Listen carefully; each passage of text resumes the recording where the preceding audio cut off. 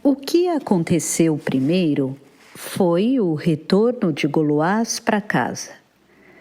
Igraine ainda estava abalada pela exaltação daquele momento de visão e apavorada com a possibilidade da morte de Viviane. E apesar das palavras de esperança, ela não conseguia imaginar que a irmã pudesse sobreviver. Igraine, entretanto, havia esperado encontrar outra coisa. Alguma notícia mágica de Uther ou um aviso de que Goloás estava morto e ela estava livre. O marido, porém, coberto de poeira, faminto e olhando com desconfiança, parecia que estava lá para fazer Igraine pensar que sua visão não era mais que auto-engano ou uma ilusão do maligno. Bem, se é assim, há algo de bom também, pois significa que minha irmã está viva e que minha visão foi uma ilusão gerada por meus próprios medos. E então, recebeu Goloás calmamente, com comida, um banho, roupas limpas e secas e apenas palavras agradáveis. Que ele pensasse, se quisesse, que ela estava arrependida de sua aspereza e tentava granjear seus favores. Já não lhe importava o que Goloás pensava ou fazia. Ela já não o odiava, nem se ressentia dos anos de sofrimento e desespero. Seus sofrimentos a haviam preparado para o que viria depois. Serviu comida e bebida ao marido, conferiu se as acomodações dos homens dele eram apropriados e se absteve de questioná-lo. Trouxe Morgana banhada, penteada e bonita para saudar o pai por um momento e depois fez Isota levá-la para a cama. Goloás suspirou, afastando seu prato. Ela está bonita, mas é como uma criança das fadas, um membro do povo das colinas ocas. De onde saiu esse sangue? Não há entre meus parentes. Mas minha mãe era do sangue antigo, disse Igraine, e Viviane também. Creio que o pai dela deva ter sido do povo das fadas.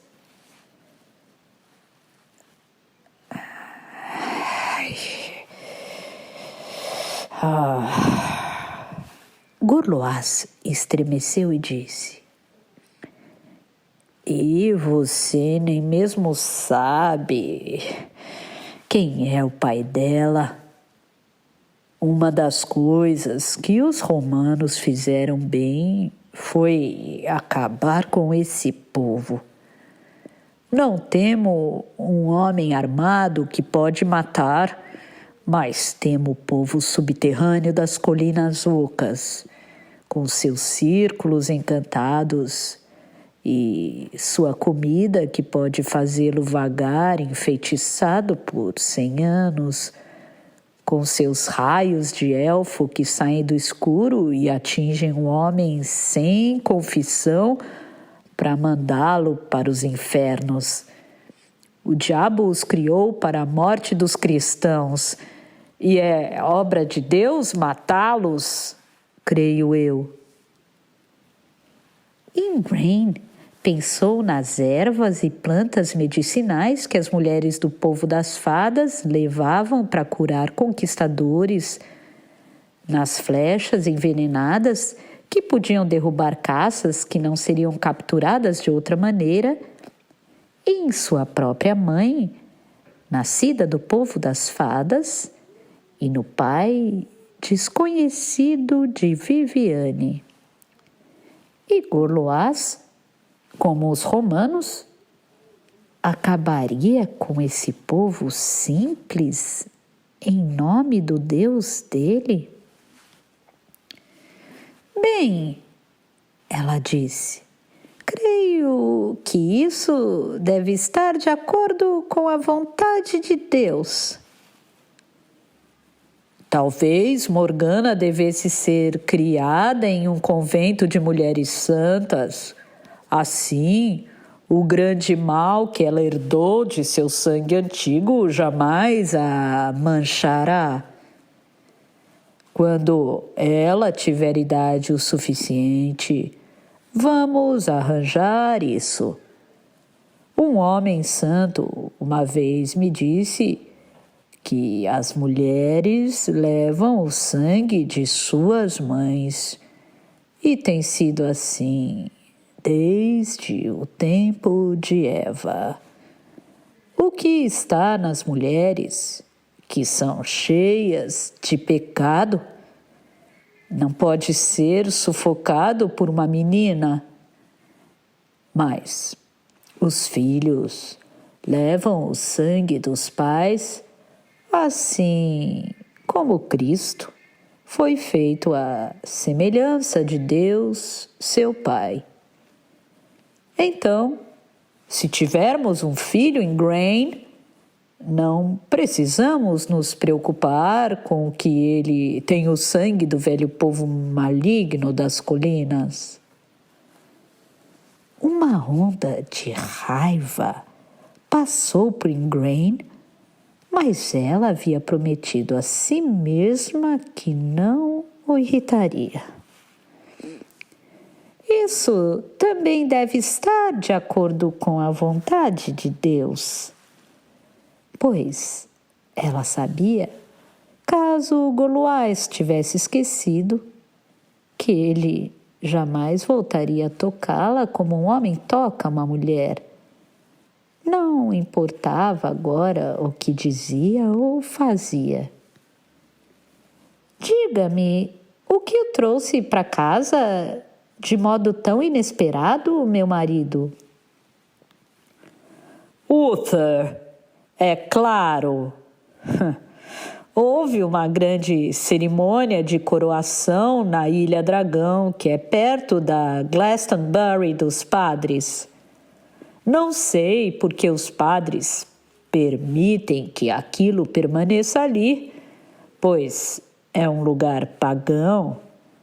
E lá prestaram homenagens ao cornífero da floresta deles. Invocaram serpentes e tolices como essas que não são apropriadas para uma terra cristã. O rei Leodegrance, do País do Verão, tem a mesma opinião e se recusou a compactuar com Uther. Leodegrance não gosta mais de Uther que eu, mas não vai lutar com Pendragon agora. Não devemos guerrear entre nós, sabendo que os saxões estão se reunindo na costa leste. Se os escotos vierem este verão, estaremos entre o martelo e a bigorna. E agora Uther enviou um ultimato. Devo colocar meus homens da Cornualha sob seu comando, ou ele próprio virá me obrigar a isso. E então, estou aqui. Podemos assegurar Tintagel para sempre, se for necessário. Mas disse a Uther que, se ele botar os pés na Cornualha, lutarei contra ele. Leodegrance está em trégua com Uther até os saxões saírem das terras dele, mas eu não. Em nome de Deus, isso é tolice, disse Ingrain. Pois Leodegrance está certo. Os saxões não resistiriam se todos os homens da Bretanha ficassem juntos. Se vocês brigarem entre si, os saxões podem atacar um reino por vez e logo a Bretanha servirá aos deuses cavalos. Gorlois colocou os pratos de lado e disse: Não espero que uma mulher saiba nada sobre honra, Ingrain. Venha para a cama. Ingrain havia pensado que não importava agora o que ele fizesse a ela, pois já havia deixado de se importar. Mas não estava preparada para o esforço desesperador do orgulho de Gorlois. Por fim, ele bateu nela outra vez, praguejando: Você enfeitiçou minha virilidade, bruxa maldita! Quando ele caiu em um sono exausto, Ingrain, com o rosto ferido, latejando, ficou acordada, chorando em silêncio ao seu lado. Então, era essa a recompensa por sua mansidão? A mesma reação que teve diante de suas palavras duras? Agora tinha de fato justificativas para odiá-lo e, de certa maneira, estava aliviada por não sentir culpa de sua repugnância. De súbito, desejou violentamente que Uther o matasse. Gorlois partiu na manhã seguinte, ao alvorecer, levando todos os homens consigo, a não ser por uns poucos que ficaram para proteger Tintagel. Do que havia ouvido da conversa no salão antes de partirem, Ingrain sabia que ele esperava emboscar o exército invasor de Uther enquanto ele descia das charnecas para o vale. E tudo isso pelo que chamava de honra. Gorlois privaria toda a Bretanha de seu grande rei, deixaria a terra nua como uma mulher para ser violada pelas hordas saxãs, e tudo isso porque não era homem suficiente para sua esposa e temia que Uther o fosse. Depois que partiu, os dias se arrastaram, chuvosos e silenciosos. Então, as primeiras geadas chegaram, com neve varrendo as charnecas, e mesmo estas ficavam fora de vista, a não ser nos dias mais claros.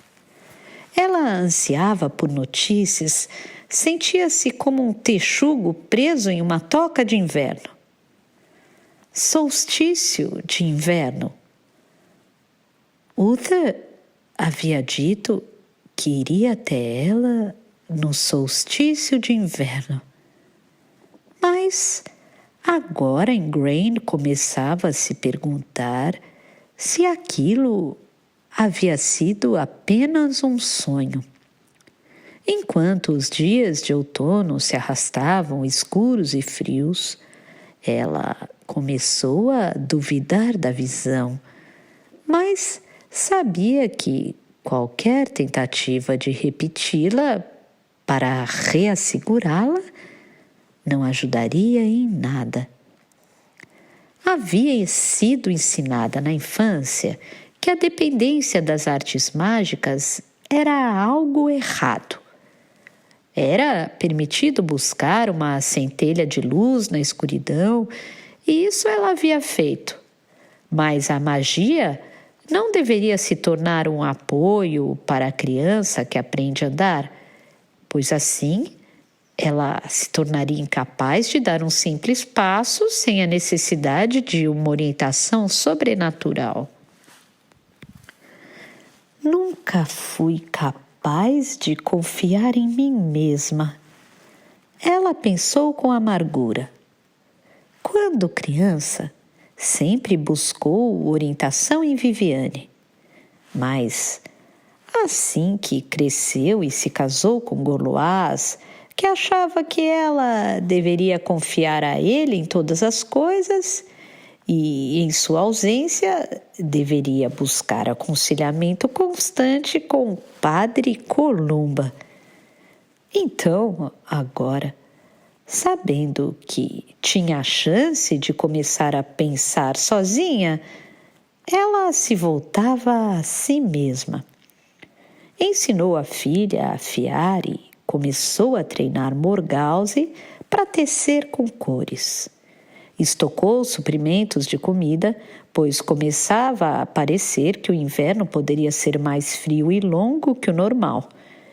E ouviu vorazmente cada fiapo de notícia que chegava até ela através dos pastores quando iam ao mercado, ou de qualquer viajante. Mas eles eram poucos, já que o inverno dominava Tintagel. Já havia passado Samhain quando uma mascate chegou ao castelo, envolta em trapos e xales rasgados, exausta e com dores nos pés. Os pés dela estavam embrulhados em farrapos e ela estava toda suja, mas Ingrain a levou para dentro e deu-lhe um lugar junto à lareira e uma concha de cozido de carneiro com pão duro, o que seria sua refeição habitual. Quando viu que a mulher mancava por causa das feridas feitas pelas rochas, pediu à cozinheira para aquecer a água e achou um trapo limpo para envolvê-los. Comprou 2 agulhas da mulher, elas eram rombudas e Ingrain possuía outras melhores, mas serviriam para ensinar a Morgana seus primeiros pontos. Então, sentindo que tinha o direito, perguntou à mulher se ela tinha alguma notícia do norte. Soldados, senhora, disse a velha, suspirando, e saxões se reunindo nas estradas do norte também, e uma batalha. E Uther com o seu estandarte de dragão, saxões ao norte, e dizem o duque da Cornualha contra ele no sul. Batalhas em todos os lugares, até a Ilha Sagrada. Você vem da Ilha Sagrada? Inquiriu Ingrain. Sim, senhora. Fui surpreendida pela escuridão perto dos lagos e me perdi nas brumas. Os padres me deram pão seco e me pediram para ir à missa e me confessar. Mas que pecados tem uma velha como eu? Meus pecados já foram cometidos e se acabaram. Tudo esquecido e perdoado. Não há mais nem arrependimento. Ingrain teve a impressão de que ela não tinha muito juízo e o pouco que tinha devia ter sido afetado pela vida dura, pela solidão e pelas longas jornadas. E, de fato, há poucas oportunidades para que os velhos e os pobres pequem, exceto ao duvidar da bondade de Deus.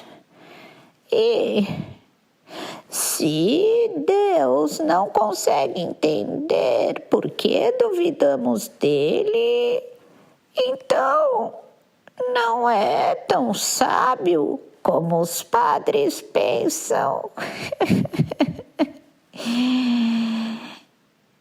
Mas não tive vontade de ouvir a missa.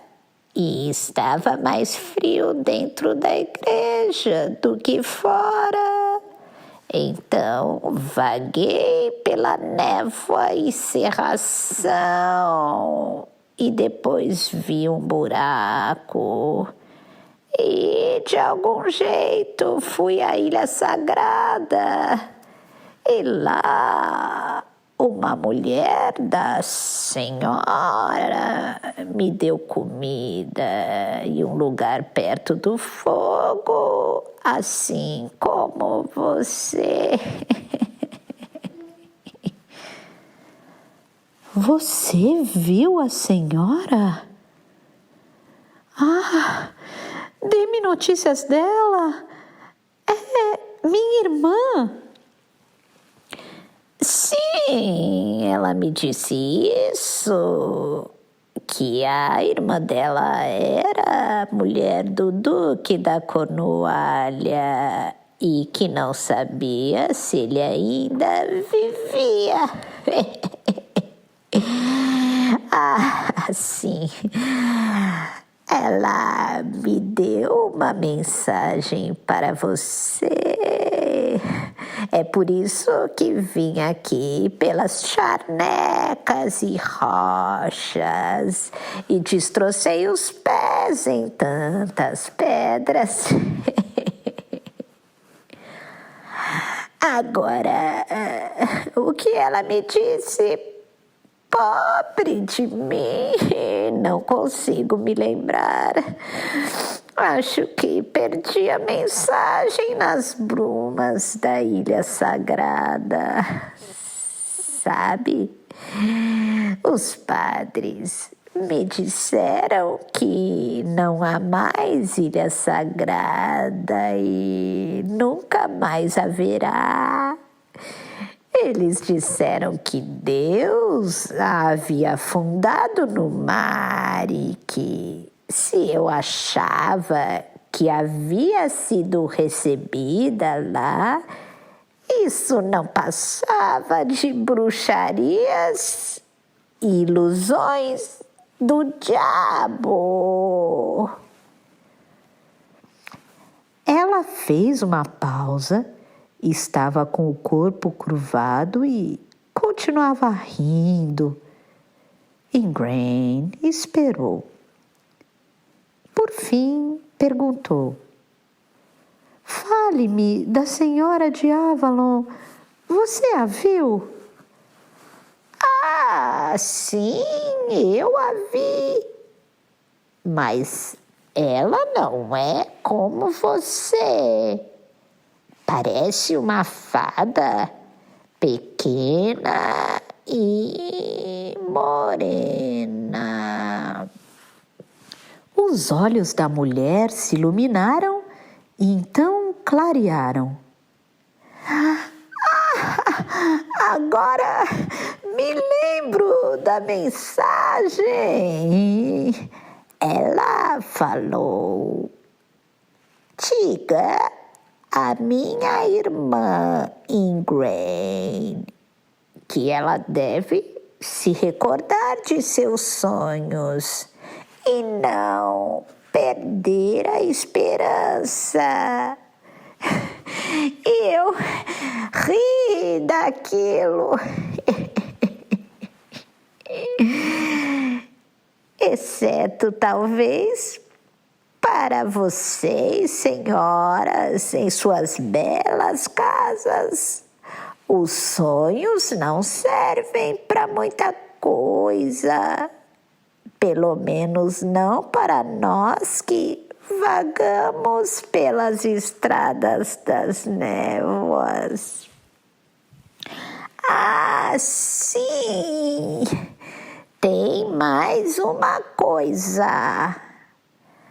Ela teve um menino perfeito na época da colheita.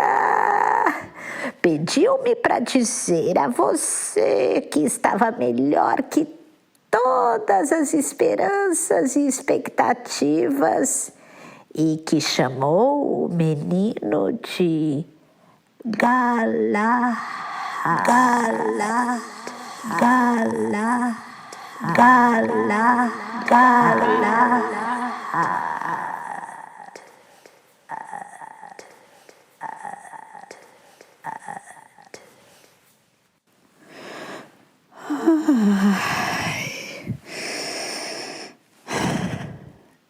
Ingrain soltou um grande suspiro de alívio.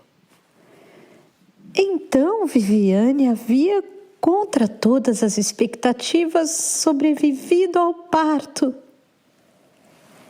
Ela também disse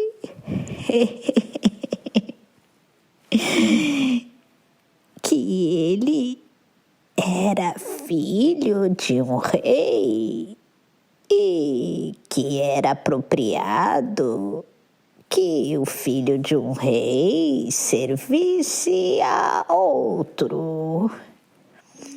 Isso quer dizer alguma coisa para você, minha senhora? A mim me parece mais sonhos e sombras da lua. E se perdeu em risadas, encurvada em seus trapos, estendendo as mãos magras para o calor do fogo. Mas Ingrain sabia o significado da mensagem. Era apropriado que o filho de um rei servisse a outro. Então, Viviane havia de fato dado à luz a um filho do rei Ban da Bretanha Menor após o ritual do casamento. E, se de acordo com a profecia que ela e o Merlin haviam feito, Ingrain tivesse um filho de Uther, grande rei da Bretanha, um serviria ao outro. Por um momento, ela sentiu que tremia a ponto de entrar no mesmo riso histérico da mulher lunática. A noiva ainda não foi levada para a cama e já fazemos arranjos para a criação dos filhos. Em seu estado aguçado, Ingrain viu os meninos, o nascido e o não nascido em torno dela como sombras. Seria Galahad, o filho de Viviane, o gêmeo sombrio, a ruína de seu filho ainda não nascido com Uther? Ingrain tinha a impressão de poder vê-los no fogo bruxuleante, um jovem magro, moreno, com os olhos de Viviane, um rapaz com o cabelo brilhante de um nortista.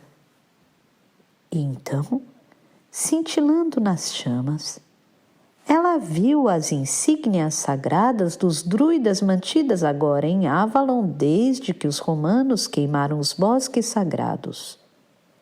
O prato, a taça, a espada e a lança, brilhando e reluzindo aos 4 elementos: prato da terra, taça da água, espada do fogo e a lança ou vara do ar. E então ela pensou sonolenta, atiçando o fogo que brilhava e oscilava, que havia uma insígnia para cada um deles. Que sorte!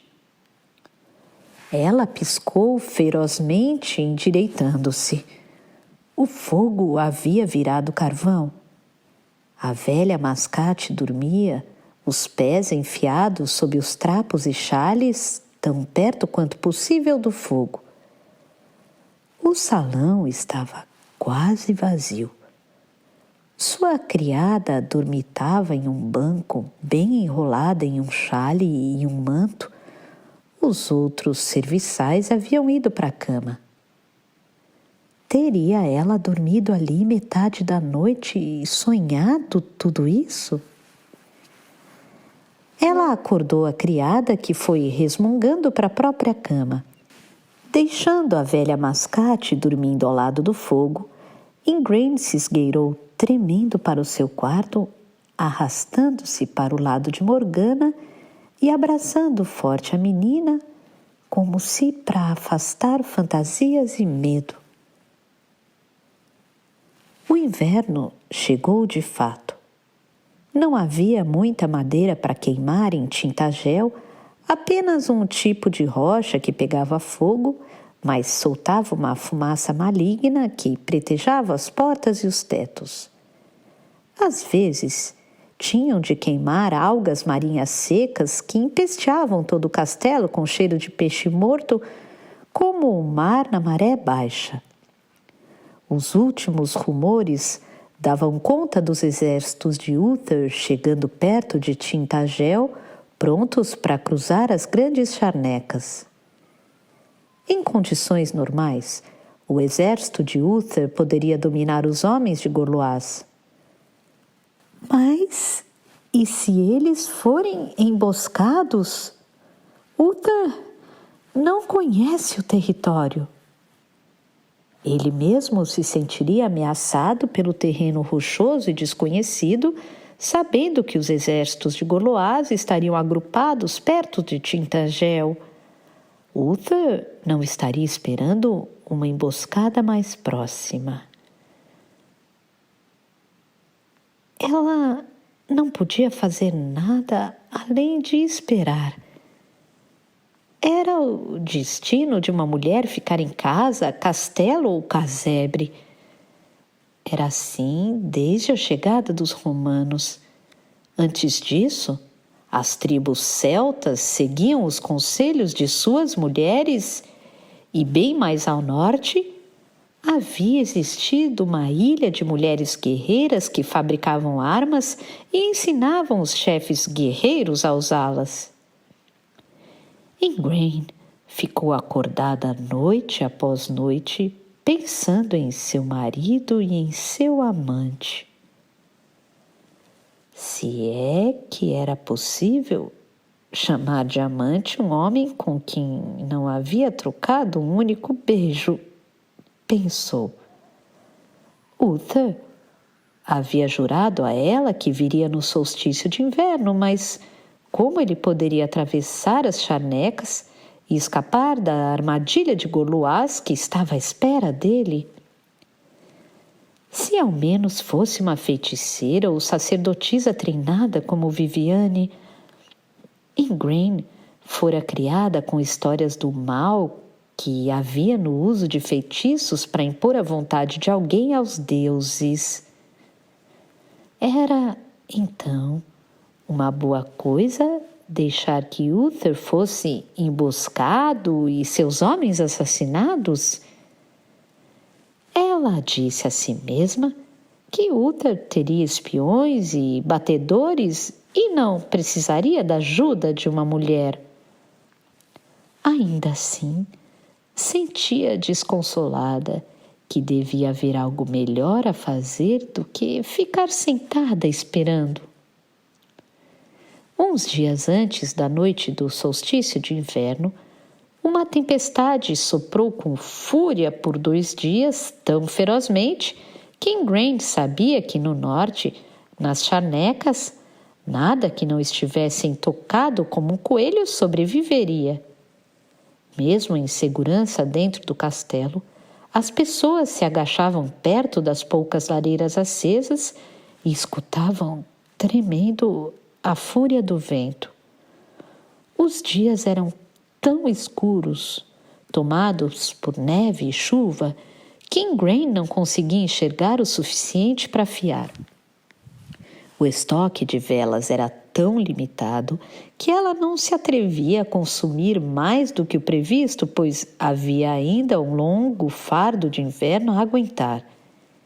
Então, na maior parte do tempo, sentavam-se no escuro e Ingrain tentava se lembrar de velhas histórias de Avalon para manter Morgana entretida e quieta e impedir que Morgause se afligisse com o tédio e desânimo.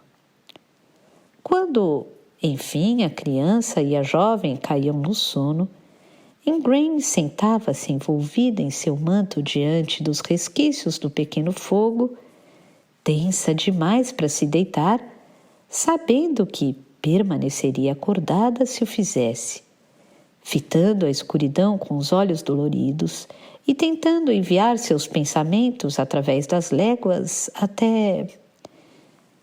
onde? Até Gorluaz para descobrir aonde sua traição havia chegado? Pois aquilo era sim uma traição. Ele havia jurado lealdade a Uther como seu grande rei, e então, por causa de seu próprio ciúme e desconfiança, quebrar o juramento. Ou seria até Uther tentando montar acampamento nessas charnecas desconhecidas, açoitado pela tempestade, perdido e cego? Como poderia chegar a Uther? Ela reuniu as memórias dos menores ensinamentos que teve em mágica quando era menina em Avalon. Corpo e alma, a haviam ensinado, não eram unidos firmemente. No sono, a alma deixava o corpo e ia para a terra dos sonhos, onde tudo era ilusão e desvario, e às vezes, para os que foram treinados como druidas, ao país da verdade, onde a liderança do Merlin a havia levado em sonho naquela vez.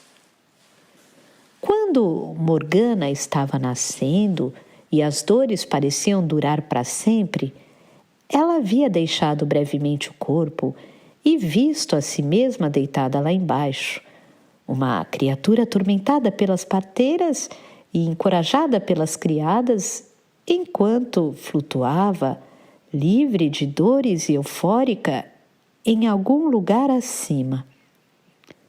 Então, alguém se curvou sobre ela, dizendo-lhe urgentemente que agora deveria fazer mais força, pois já podiam ver o bebê coroando, e logo ela voltou para uma dor e um esforço renovados e se esquecera daquele momento. Mas, se havia feito isso naquela vez, então faria agora de novo. Tremendo em seu manto, Ingrain fitou o fogo e desejou que estivesse abruptamente em outro lugar. Conseguiu. Parecia estar diante de si toda a sua consciência incisivamente focada. A sensação mais diferente era a de não poder mais ouvir o uivo selvagem da tempestade fora das paredes do castelo. Não olhou para trás. Haviam dito a ela que, ao deitar o corpo, não se pode nunca olhar para trás, pois ele puxa a alma de volta. Mas, de algum modo, enxergava sem olhos tudo à sua volta e sabia que seu corpo ainda estava imóvel diante do fogo que se apagava. Agora que havia conseguido, sentia medo pensando: devia dar um jeito no fogo antes.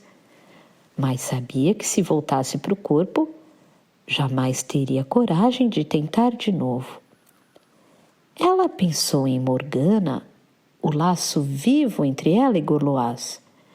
Mesmo que ele agora rejeitasse isso, falando mordazmente sobre a criança, o laço ainda estava lá e ela podia achar Gorloás se o procurasse.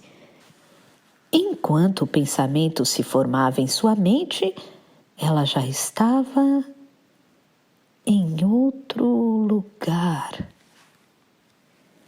Onde estava? Havia a luz de uma pequena lamparina e, sob sua luz irregular, viu o marido rodeado por um aglomerado de cabeças, homens amontoados em uma das pequenas cabanas de pedra das chanecas. Gorloás dizia: Lutei ao lado de Uther por muitos anos sob Ambrósio.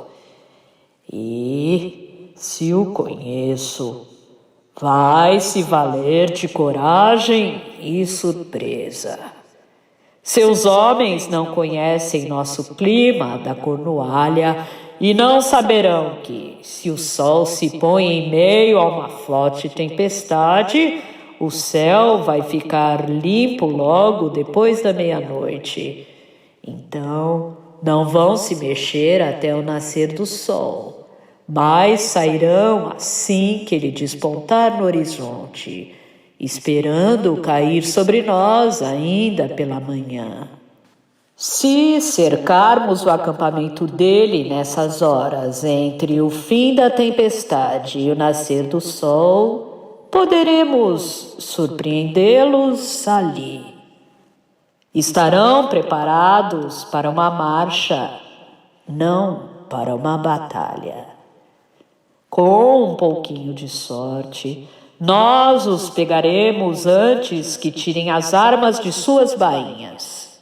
Assim que o exército de Uther estiver cortado em pedaços, se ele ainda estiver vivo, botará o rabo entre as pernas e sairá da Cornualha para nunca mais voltar.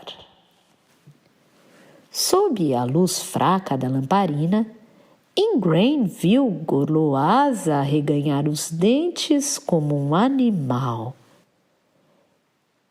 E, se estiver morto, seus exércitos vão se dispersar como um enxame depois da morte de sua rainha. Ingrain sentiu-se encolher para trás. Mesmo sem o corpo, como um fantasma, parecia que Gorloás conseguia vê-la pairando ali. E, de fato, ele levantou a cabeça e franziu o senho, tocando o rosto. Senti uma corrente de ar. Está frio aqui. Ele murmurou. E como seria diferente? Está frio demais com a neve caindo desse jeito? Rugiu um de seus homens. Mas, antes mesmo que ele terminasse de falar, Ingrain estava longe dali, flutuando no limbo incorporal, tremendo, resistindo ao forte impulso de voltar a Tintangel. Ela ansiava pela sensação da carne, do fogo, não por sair vagando entre mundos como uma aparição esvoaçante dos mortos. Como poderia ir até Uther para avisá-lo? Não havia um laço entre eles. Jamais havia trocado com ele um beijo apaixonado que uniria seus corpos carnais e assim o espírito incorpóreo que era agora. Gorloás a havia acusado de adultério e, frenética, Ingrain desejava novamente que realmente tivesse sido adúltera. Ela estava cega na escuridão, sem o corpo em lugar algum. Sabia que um fio de pensamento a levaria de volta ao quarto em tinta gel, onde seu corpo, dolorido e gelado, amontoava-se diante do fogo morto. Lutou para permanecer nessa escuridão mortal de cegueira, esforçando-se, rezando sem palavras. Permita-me ir até Uther. Sabendo que as leis curiosas do mundo em que estava agora faziam com que isso fosse impossível, pois nesse corpo ela não tinha ligação com Uther. Mas minha ligação com Uther é mais forte que a carne, pois durou mais que uma vida. Ingrain sentia-se argumentando com algo impalpável, como se apelasse a um juiz superior àquilo, fosse lá o que fosse, que tivesse feito as leis dessa vida. A escuridão parecia apertá-la agora e sentia que não podia respirar. Em algum lugar, lá embaixo, o corpo que havia abandonado estava frio, congelando e perdendo o fôlego. Algo nela gritou: "Volte! Volte! Uther é um adulto, ele não precisa de você cuidando dele." E ela respondeu a si mesma, esforçando-se e lutando para ficar onde estava: "Ele é só um homem, não está a salvo de traições." Agora, na escuridão sufocante, havia uma escuridão mais profunda. Ingrain sabia que não observava seu próprio ser invisível, mas algum outro. Arrepiada, tremendo, torturada, ela não ouvia com seus ouvidos corpóreos, mas sentia em cada nervo de seu ser o comando. "Volte! Você precisa voltar. Não tem o direito de estar aqui. As leis foram feitas e são imutáveis. Você não pode ficar sem pagar o preço." Ela respondeu à estranha escuridão: "Se preciso, pagarei o preço devido." E a escuridão então rebateu: "E por que deseja ir aonde não é permitido?" "Preciso avisá-lo." Ela respondeu freneticamente, e então, de súbito, como uma mariposa abrindo as asas sobre o casulo, algo em Ingrain maior que ela mesma se abriu e se expandiu em asas. A escuridão no entorno desapareceu e a temível forma que a aconselhava não era mais do que uma forma velada, uma mulher como ela, uma sacerdotisa, certamente não a deusa nem a anciã da morte. Ingrain pensou decidida: estamos ligados e jurados vida com vida e além da vida. Você não tem o direito de proibir. De repente, Ingrain viu que na altura de seus braços emparelhavam-se as serpentes douradas que havia usado em seu estranho sonho com o círculo de pedras. Levantou os braços e gritou em uma língua estranha. Jamais pôde lembrar depois mais do que meia sílaba apenas, que começava com um grande "ah", e que era uma palavra de poder. Tampouco sabia como a palavra havia chegado a ela nesse momento crítico. Ela, que não era nem mesmo uma sacerdotisa nessa vida. A forma proibitiva diante dela havia sumido Ingrain viu luz, luz como a do sol que nasce. Não, era a mais opaca luz de uma lanterna, uma vela protegida de modo grosseiro com um pedaço fino de chifre em uma caixa de madeira, nada mais que um brilho nas sombras geladas de uma cabaninha de paredes de pedra em ruínas, com reparos rústicos feitos de feixes de junco. Mas, por alguma luz curiosa, não existente. Ou ela, sem corpo, era capaz de enxergar no escuro sem olhos? Ela pôde divisar alguns rostos nas sombras, rostos que havia visto em torno de Uther em Londinium. Reis, chefes e soldados. Exaustos e enregelados, eles se agachavam em torno da pequena lanterna como se sua chama bruxuleante pudesse aquecê-los de algum jeito. E Uther estava entre eles, magro e exausto, as mãos sangrando com feridas do frio e com seu manto de lã enrolado firmemente sobre a cabeça e em torno do pescoço.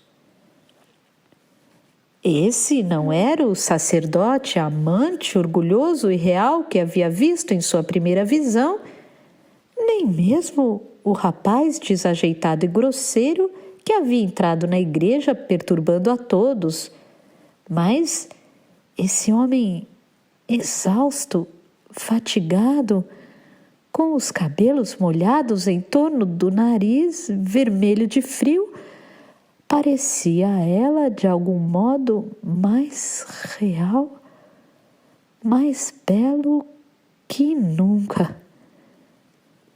Ingrain, aflita de pena, ansiando por tomá-lo nos braços e aquecê-lo, sentiu como se tivesse gritado: Uther! Soube que ele tinha escutado, pois o viu levantar a cabeça e olhar em volta no abrigo gelado, tremendo como se algum vento frio soprasse ali. Então, ela viu através dos mantos e das capas em torno do corpo dele as serpentes brotando em seus braços.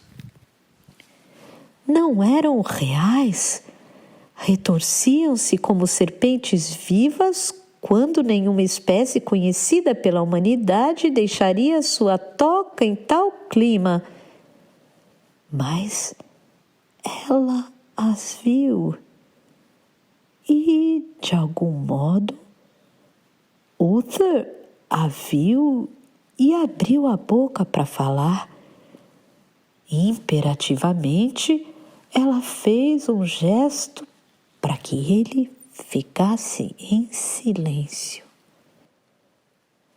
Vocês devem se levantar e se preparar para marchar ou estarão condenados.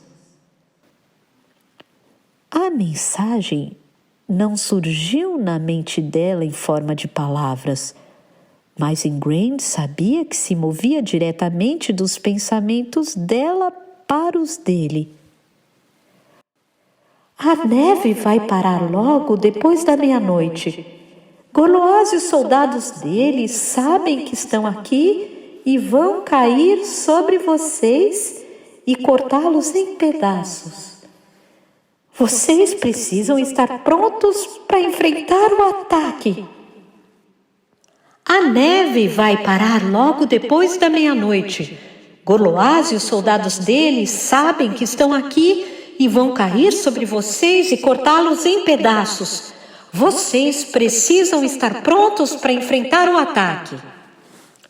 As palavras o pressionaram sem som com o resto da força que existia em Ingrain. E no momento em que elas se formaram, ela sabia que a força de vontade que a trouxera ali do outro lado do golfo, contra as leis daquele mundo, estava sumindo. Não estava acostumada a esse trabalho, mas lutou sem querer deixar de dar seu aviso. Será que acreditariam nele? Estariam prontos para enfrentar Goloás? Ou ficariam ali, imóveis no escuro depois da tempestade, para que Gorloás os encontrasse como uma raposa encontra galinhas amontoadas no poleiro? Mas ela não podia mais. Um frio mortal, o desmaio da extrema exaustão desceu sobre ela. Sentia que desaparecia no frio e na escuridão, como se a tempestade rugisse por todo o seu corpo. Ela estava deitada no chão de pedra, diante das cinzas frias da lareira. Sobre ela soprava um vento gelado, como se a tempestade que a seguira por toda a sua visão caísse ali também dentro do seu corpo. Não era isso. As venezianas de madeira do quarto haviam sido abertas pelo vento no frenesi minguante da tempestade. Elas batiam e rajadas de chuva gelada entravam no quarto.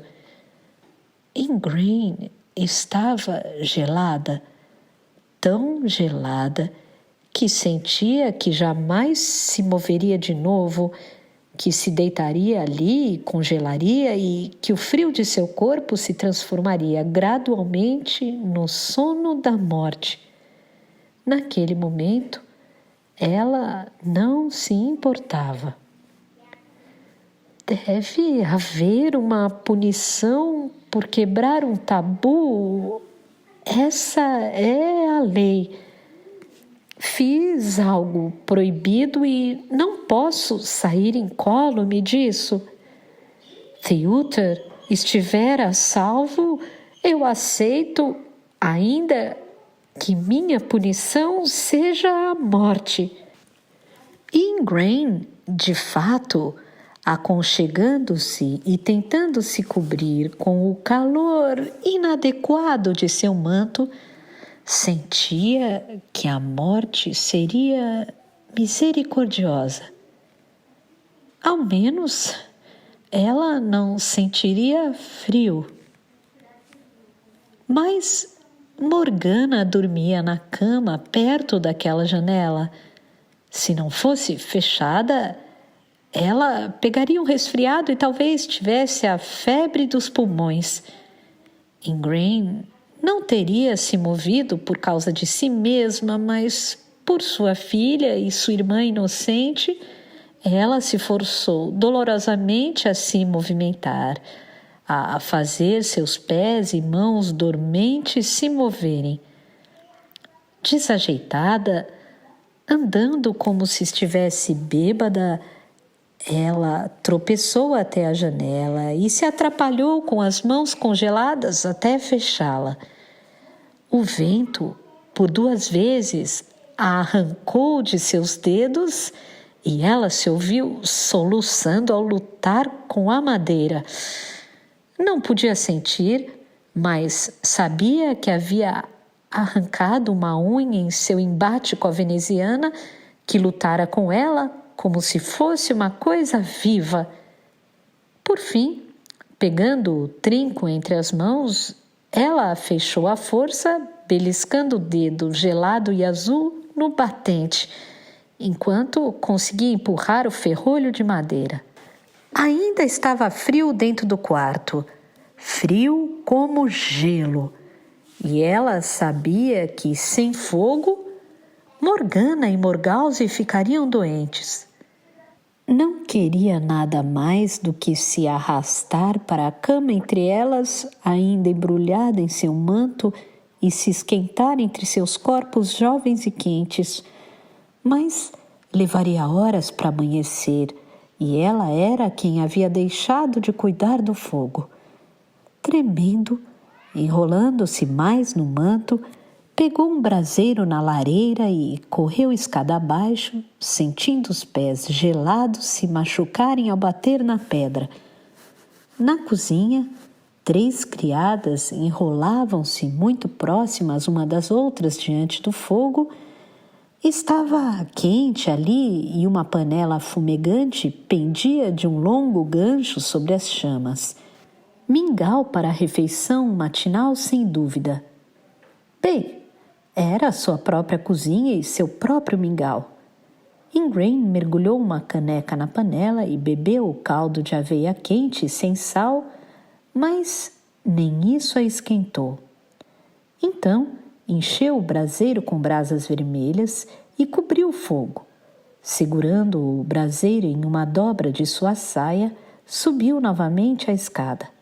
Estava fraca e, apesar da bebida quente, estremecia tanto que temia cair. Não posso cair, pois, se o fizer, não voltarei a me levantar e o braseiro vai acabar por incendiar algo. Ela se ajoelhou em frente à lareira fria de seu quarto, sentindo grandes tremores tomarem seu corpo e a torturarem com dores no peito. Mas ela já não estava mais com frio, sentia agora um calor pelo corpo. Alimentou as brasas pacientemente com pedaços de madeira do depósito e depois com pequenos gravetos. Por fim, o fogo lambeu o tronco e subiu em direção ao teto.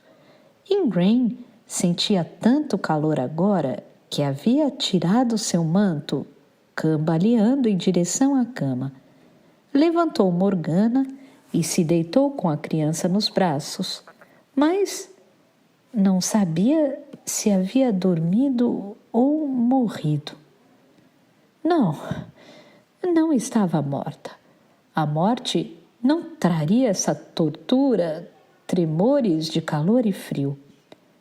Ela sabia que ficara deitada por muito tempo embrulhada em panos escaldantes que esfriavam e eram retirados e renovados.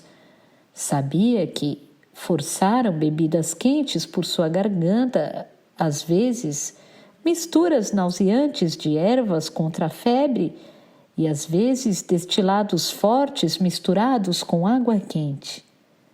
Dias, semanas, anos, séculos passaram por ela enquanto permanecia deitada. Queimava e tremia e sofria com as coisas horríveis que enfiavam por sua garganta quando estava fraca demais até para vomitar. Certa vez, Morgause se aproximou e disse de modo aflito: "Se estava doente, Ingrain, por que não me acordou e me pediu para dar um jeito no fogo?"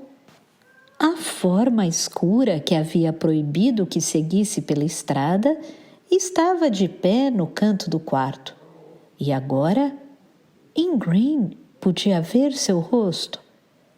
Era a anciã da morte que guarda as portas do proibido e agora a puniria.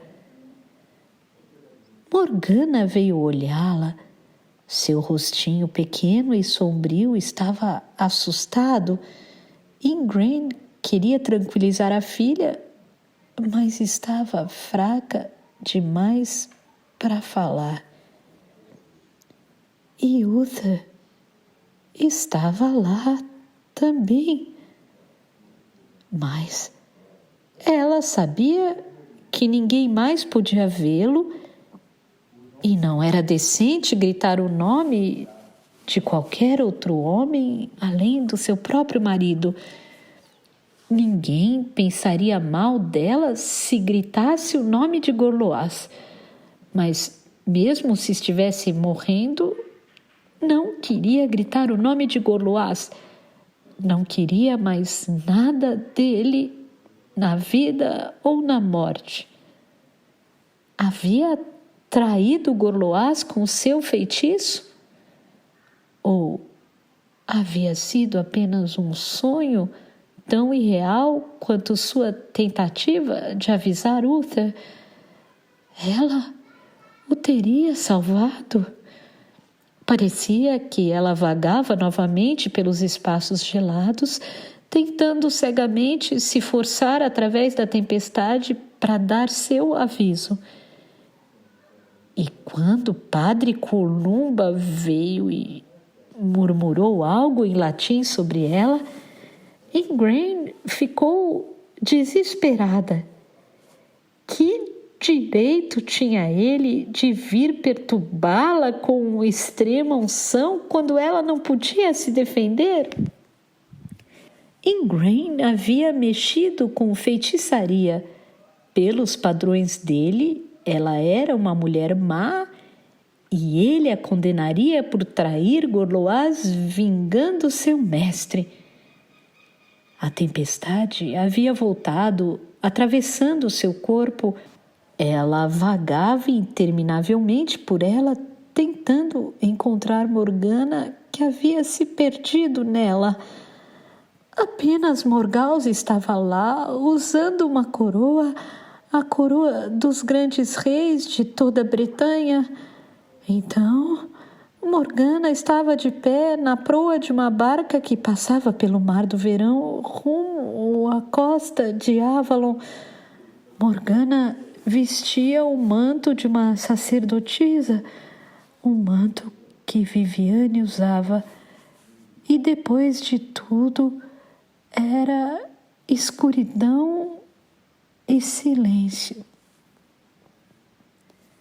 De repente, havia sol no quarto e Ingrain se mexeu, descobrindo que não podia se sentar.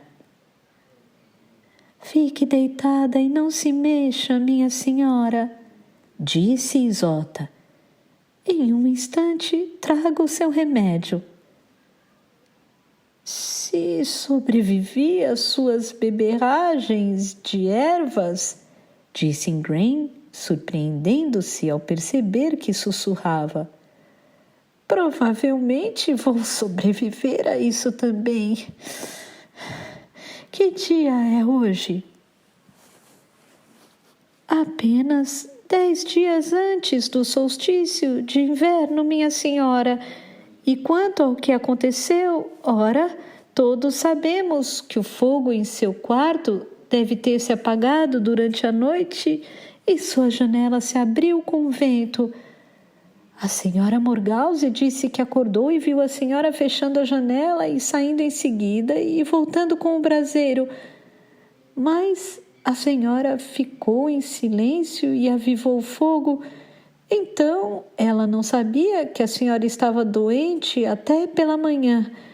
Quando percebeu que ardia em febre e que não a reconhecia nem a criança. Essa era apenas a explicação simples. Apenas Ingrain sabia que sua doença era mais que isso. Era a punição por tentar encantos muito além de suas forças. Então, corpo e espírito se esgotavam de modo quase fatal.